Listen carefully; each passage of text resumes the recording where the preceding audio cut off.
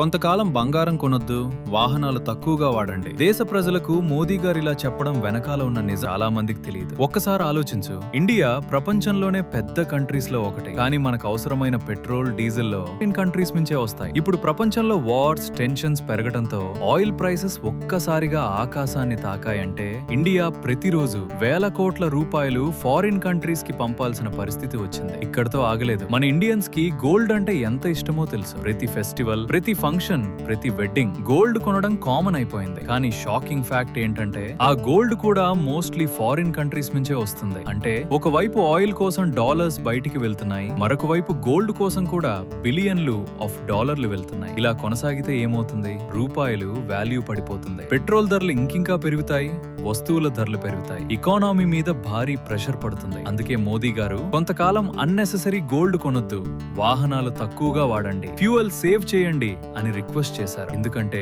దేశం బలంగా ఉండాలి అంటే కేవలం ఆర్మీ స్ట్రాంగ్ ఉంటే సరిపోదు, దేశ ప్రజలు తీసుకునే డిసిషన్స్ కూడా స్ట్రాంగ్ గా ఉండాలి.